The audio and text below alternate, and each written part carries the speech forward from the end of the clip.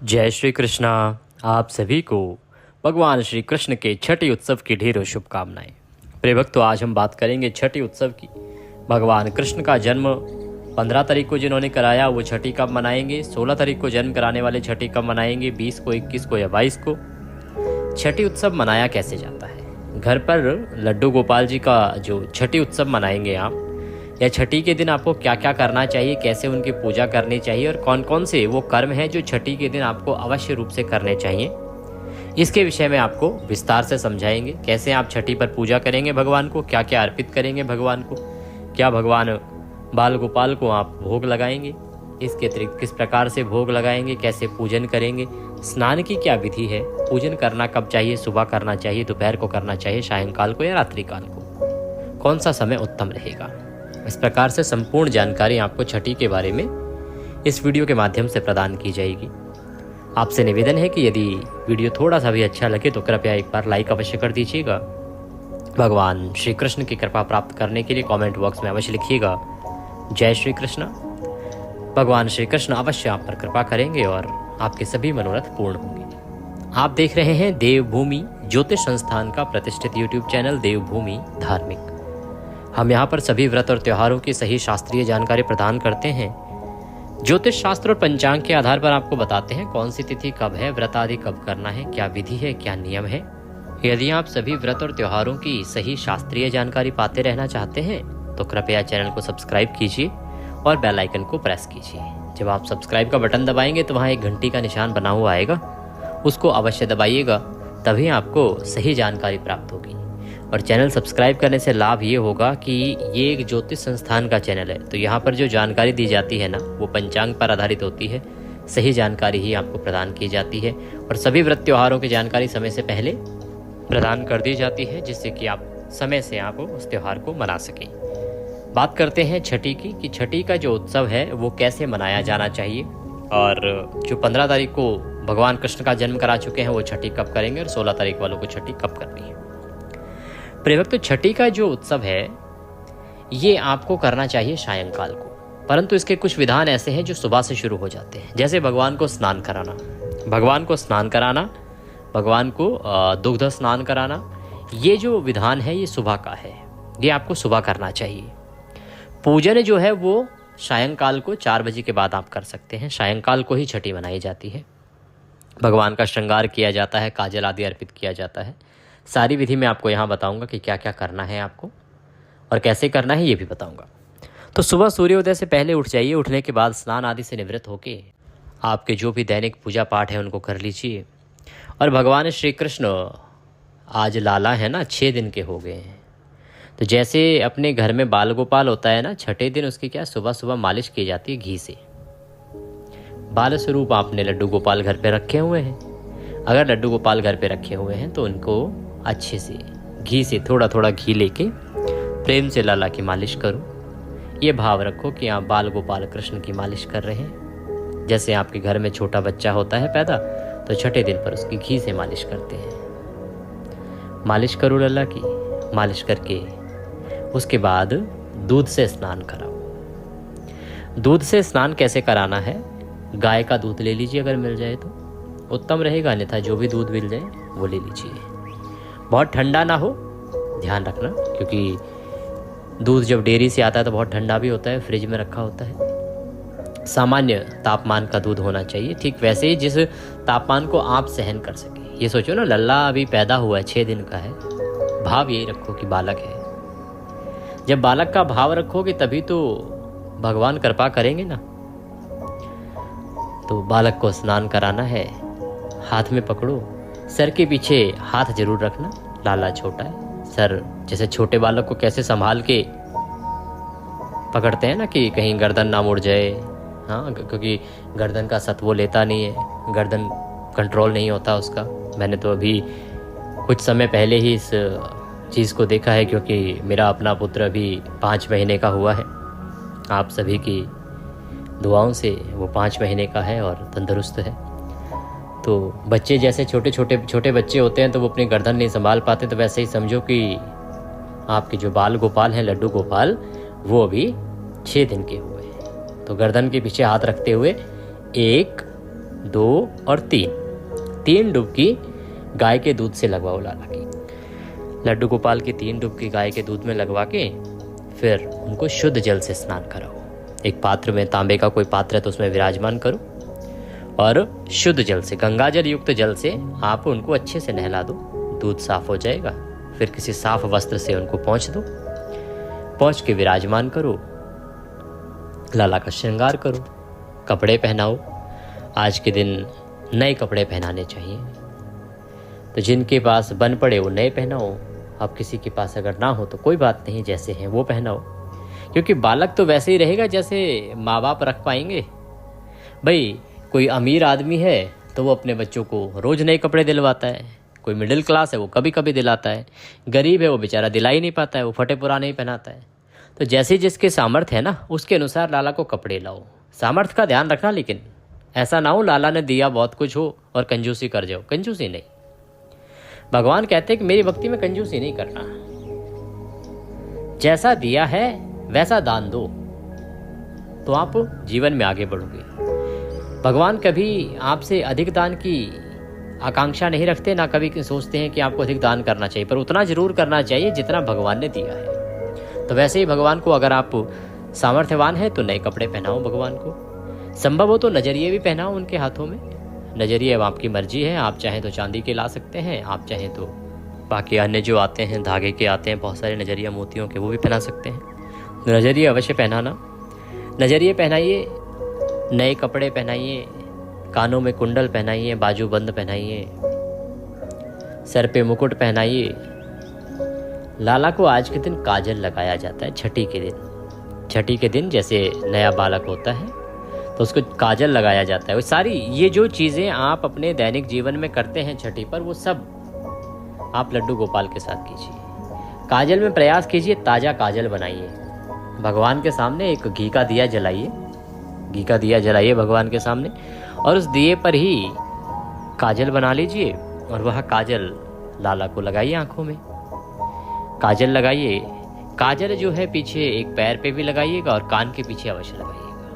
नज़र लग जाती है ना, छोटा बालक होता है, बड़ा प्यारा होता है, मनमोहक होता है, नज़र लग जाती है। तो नज़र ना लगे इसके लिए आप काजल लगाइए।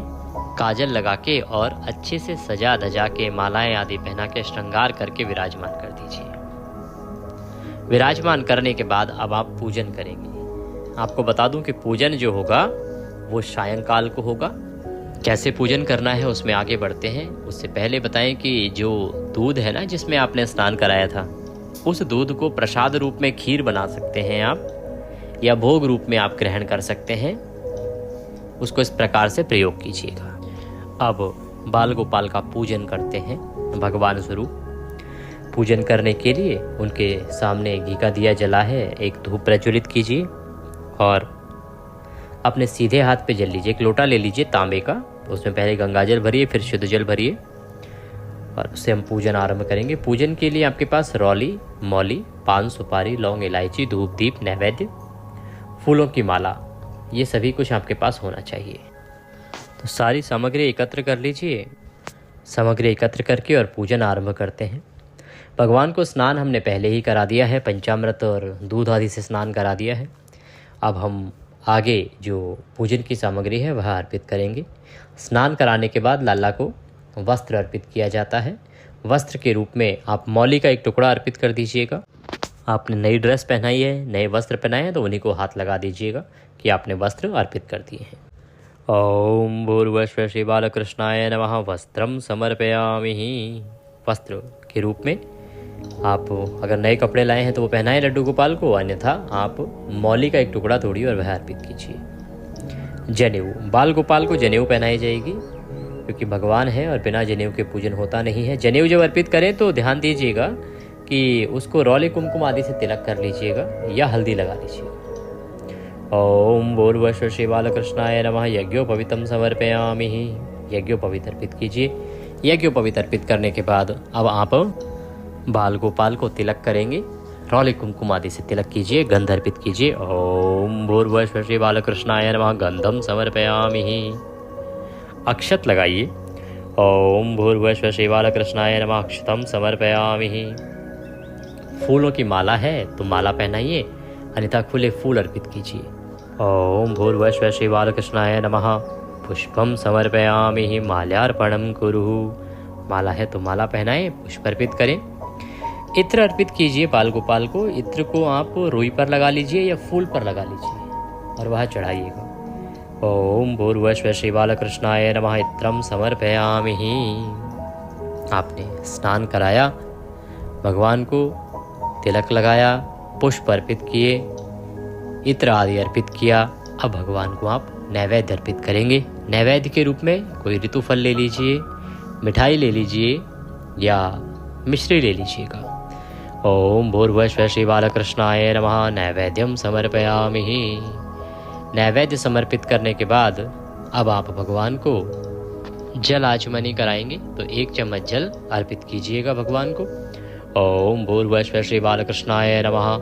जलाचमनिम समर्पयामि। प्रेम से जलाचमनी कीजिए।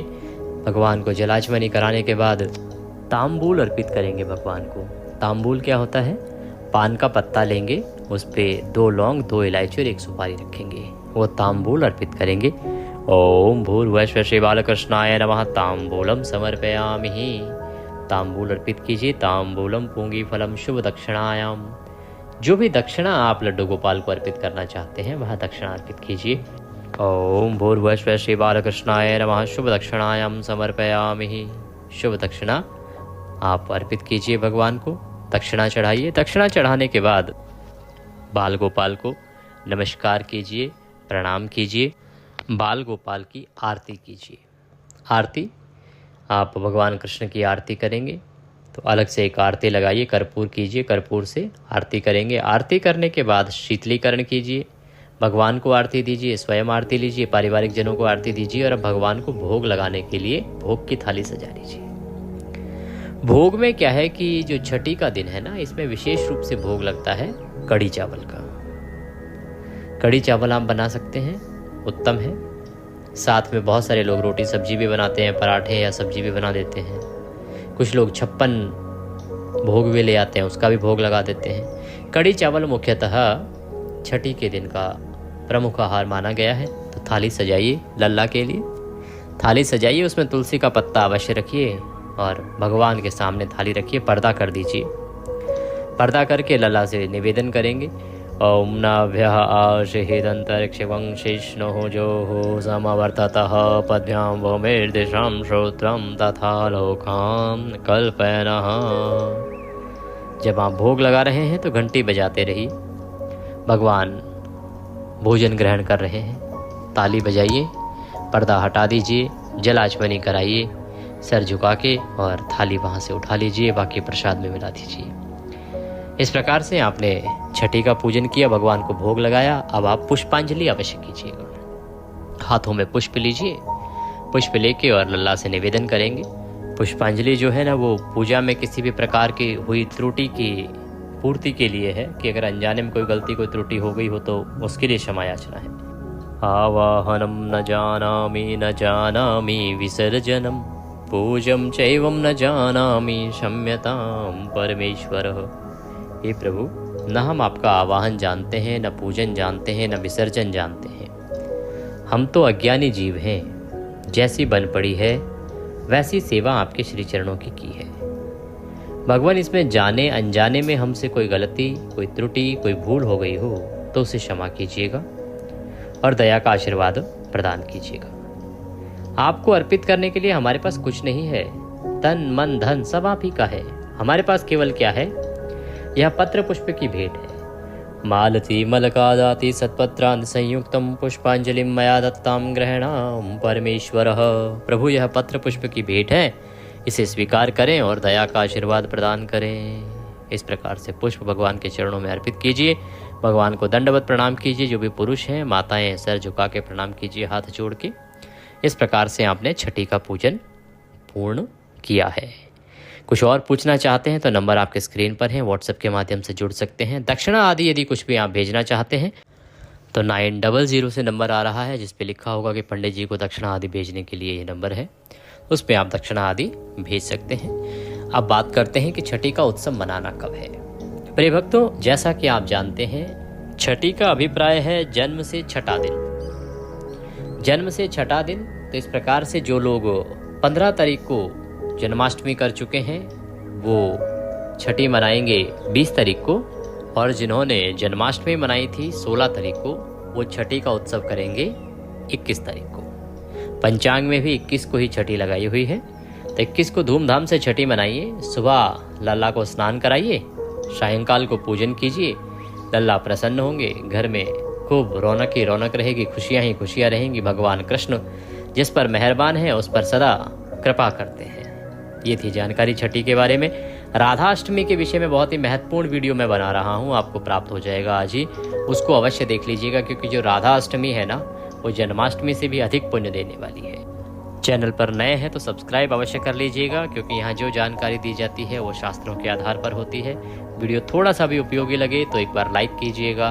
भगवान कृष्ण की कृपा प्राप्त करने के लिए कमेंट बॉक्स में लिखिएगा जय श्री कृष्ण।